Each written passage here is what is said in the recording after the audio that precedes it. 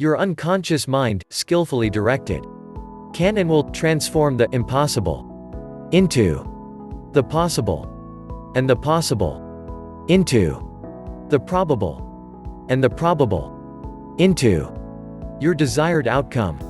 Period.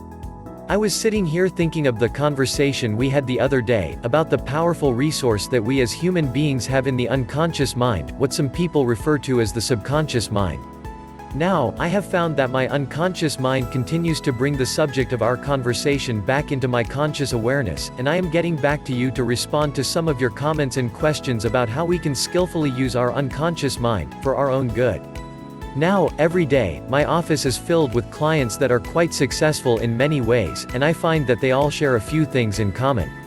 Each one came to me wanting a better life for themselves, in every context of their life, and without robbing Peter to pay Paul. As you might imagine, my clients, and I'm sure yours as well, want to bring this about, with more ease and enjoyment than what they had previously known was possible. They desire to change something or dramatically improve something, and they come to me because doing so was simply eluding them, to one degree or the other. Perhaps what they desired, what they hungered for, was even considered by them to be impossible. Earlier today, my writing was interrupted by a phone call from a successful attorney. We had an impromptu coaching session, focusing on how he could better use his unconscious resources. During this conversation, he revealed to me some hopes and dreams he had, that would require him to significantly increase his income. And as he was talking, he unconsciously and clearly communicated part of his belief system to me, when he said, "If I could even raise my income by 10% this year, that would be really nice." Now, what is going on here? A very successful attorney has reached the upper limits of his belief system, in a specific context. He had been operating from a belief system that seriously undercut his ability to go beyond his current income level. Now, to go beyond the limits he had been operating from would require that he adjust what is happening on the inside, primarily on the unconscious levels of his mind. It just so happens that this can be easily done in a multitude of ways, using some basic tools from NLP (TM) or Human Performance Engineering (TM). The conscious mind versus the unconscious mind. Now, what we call the mind is quite interesting, is it not? What is the mind? We cannot touch our mind, or see it, as we can our brain. It is a word that we use to encapsulate something that is vital to our successful living. So, we have a mind, and I suppose one of the useful things for us to do with our minds, is to mind what is truly important in our lives. And in minding what is important in our lives, we do so on levels that I will describe as conscious levels and unconscious levels, or less than conscious levels, or perhaps other than conscious levels. The two ways that we use our mind, consciously and less than conscious, are both necessary and useful levels to operate from.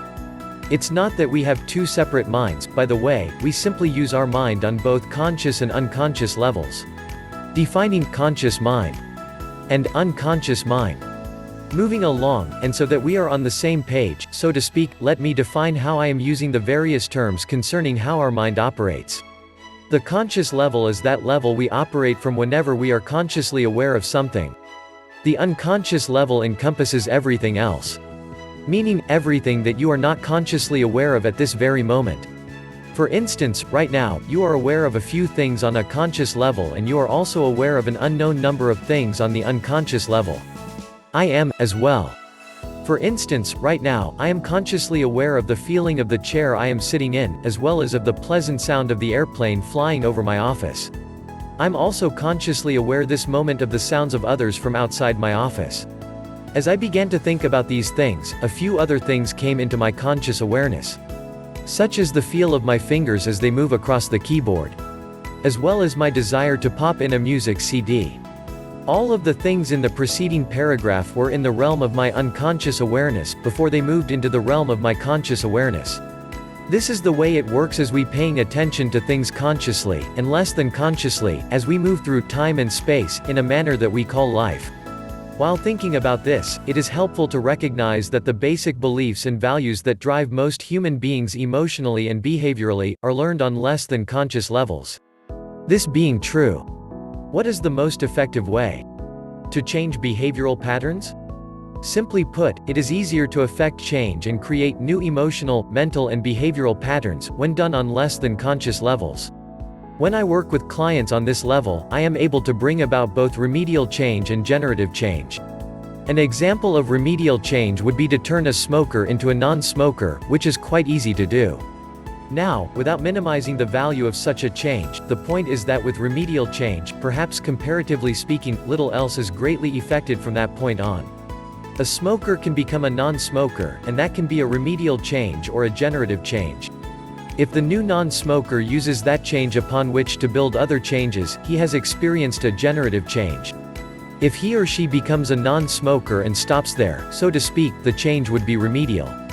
A useful change, but stopping short of what could be. Generative change is that which generates additional change and improvement beyond the initial change. Take for instance, changing a belief such as, changing this behavior is really difficult and will take a long time, to the belief of, I have not yet learned how to change this behavior easily and quickly. This new belief sets you up in a powerfully effective way to generate yet another useful belief, such as, I am more than capable of changing this behavior. Now, if there is perhaps a deficit of skill, these beliefs further propel you to acquire the needed skills to effect the behavior change you desire. So, with generative change, the new behaviors and patterns continue to evolve and mature over time. And, they generate new improvements and become a solid foundation and environment for future change. So you can see, to coach my clients into the realm of their hopes and dreams, it is necessary that I teach them how to skillfully use their brain and their unconscious mind to seamlessly bring about change and improvement. Because your unconscious mind skillfully directed can and will transform the impossible into the possible, and the possible into the probable, and the probable into your desired outcome. Period. The fact is, that when I work effectively from the realm of the unconscious to bring about change and improvement in a client, I can do so in a seamless and enjoyable fashion. How this is done, will be partially illuminated as we go along here. And I say partially, because, some things will be detailed in other writings, and some things have to be experienced to be better felt and understood. Take someone who desires, to one degree or the other, to improve their life in a specific context, or better yet, in all contexts. Or perhaps now, even you, desire to enhance your health by lightening up, so to speak, or to get so much closer to a loved one, to even master a skill in a given domain, or to create a reservoir of financial abundance. You're powerful and capable. Unconscious mind. Simply put, it doesn't matter what your desired outcome is, your unconscious can bring it about in a more powerfully effective manner than your conscious mind can. Knowing this, I want to keep my conscious mind out of the way of my unconscious mind. And therein lies the difficulty for so many, including myself at times. I say that because, it seems that most human beings want to consciously understand and track almost everything. How we can unintentionally delay our hopes and dreams. And in their grasping for conscious understanding and certainty, they make having what they desire much more difficult. In so doing they often dramatically delay reaching and enjoying their hopes and dreams. Can you see how so many, even though well-intentioned, unnecessarily turn what could be a seamless and enjoyable process into an ordeal? Because the conscious mind. Period. Now, don't get me wrong. The conscious mind is powerful and resourceful in its own right. And it is also useful to understand that when we try to do on conscious levels what we are designed to do on unconscious levels, it is not a pretty picture. The resulting experience, quite literally, becomes much like the centipede who trips all over itself as it tries to consciously move each and every leg in its efforts to get to its desired destination. Too many legs to try to consciously keep up with and to orchestrate. What is the primary purpose of your conscious mind? Now, in terms of the function and role of the conscious mind versus the unconscious mind, a primary function of the conscious mind is to give direction to the unconscious mind, by choosing the beliefs, values and self-identity that you want to operate from. And to choose the outcomes you desire in each context of your life. Now, the following is important to get. My unconscious is quite ably minding almost everything for me, and doing so in ways that we cannot really fathom.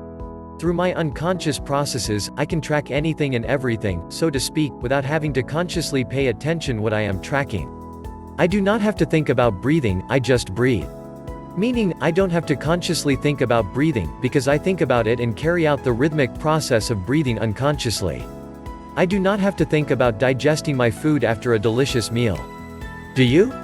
Think about this: if I were to try to type on my keyboard, doing so with conscious awareness of each thought and movement, it would be quite awkward and slow, and boring. Now, that is an understatement. Try doing something you do really well, doing it primarily on the conscious level. Your performance will be awkward, slow and quite ineffective, as compared to doing it unconsciously.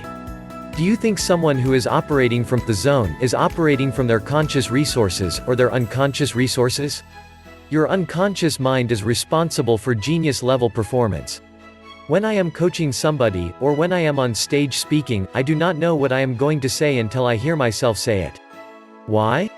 Because I get out of the way of my unconscious and let it do what it does superbly, which is to offer up to me what is useful for that specific moment in time, as it relates to the outcome I am going for. Yes, I keep my chosen outcomes in mind consciously, as well as unconsciously. On the conscious level, I craft what I have come to call well-formed outcomes. Then, on less than conscious levels, I use all of my resources to find the useful ways to reach my desired outcomes, to find the behaviors, the words, intonations, the body language, and so on, that support the outcomes I am going for. Most human beings misuse their conscious mind and underuse their unconscious mind. Now, many, in what is commonly called goal setting, overuse their conscious processes, and underuse, by far, their unconscious resources. For instance, they choose a goal, design plans, tactics and strategies on conscious levels and then enter into and maintain states that are less than flexible, rigidly following where their conscious mind leads them. How people often screw themselves. All the while they ignore the communication that is happening within themselves on unconscious levels. And in doing so, they effectively screw themselves. Now, this person might consider himself or herself to be quite successful in a given context, or even in several. All the time ignoring what their unconscious is trying to communicate to them. My question is, successful compared to what? Compared to the experiences and outcomes that would be theirs if they learned how to dance with their unconscious? My experience is that in so doing, they are less successful than they could be, and I'm being polite here. Why not go inside now and ask yourself how it would feel when you learn how to master the dance between your conscious and unconscious processes? And ask yourself what that would be worth. Or not. Now, there is so much more to say about really using your unconscious mind on a masterful level. And I will say more in other writings. Knowing that the first step is in opening our eyes to the different, but collaborative, roles and functions of the conscious and the unconscious. Because in the opening of our eyes we will see what is there to see, and perhaps really go for it, in terms of mastering the unconscious.